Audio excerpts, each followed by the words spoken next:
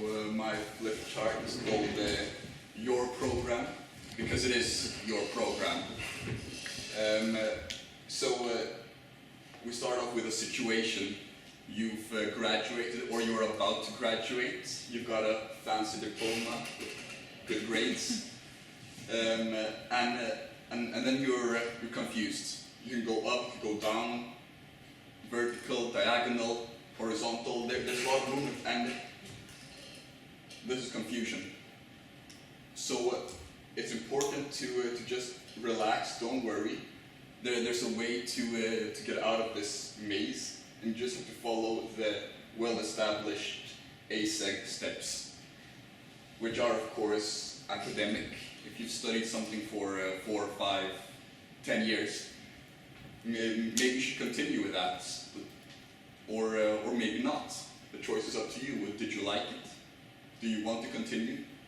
The company, maybe you want to choose it because the company is a place where you wanted to work. You've always wanted to work in Mercedes, and so maybe that's something you should be looking into. The company, the company graduate program should preferably be established, because then the dynamics between graduates, programmee, and the program and the company more well established. You know what they expect of you, and it's more likely to be successful. And then finally, the G is for do you want a generalist program with many placements in different departments, getting a general overview of the company and of the operations, or do you want to be more of a specialist, focus on accountancy, and you just want to do that and run that through the 2-3 years of the program? So that's my flip chart.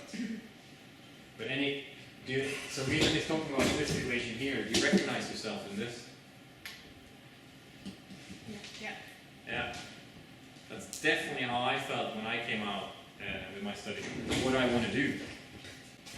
And I don't think I was good at it. I don't think I was, I took the second offer that was presented to me and went with it.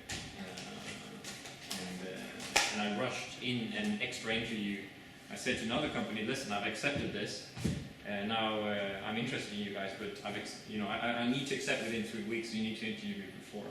If I'd done that again, I would just have accepted the offer, because it was 6 months before we were going to start, and then I would, in my own time, have taken the second interview, and then if I'd gotten that and wanted that company instead, I would have gone back to the first company. I would have been a bit more scrupulous that way, but that's just me. So you recognize yourself in this situation, yeah? Okay, thank you, Billy. So here are the ones that I put down again, yeah? Apply for many schemes, research the company, put yourself in the situation for the person reading your CV. Always try to put yourself in the other person's situation. And as generalist versus specialist that you talked about, I think, Carolina, you have a fair comment that most programs are generalists, but there's also specialist programs. There is, if you Google trainee programs, the 2 first choices will be Get to Networks, where you can find a lot of trainee programs, 2 Swedish sites actually. And then the fit between company culture and your own values, you should think about that. Not everybody does. What are your values and what are the values of the company? And I'll come back in the end here.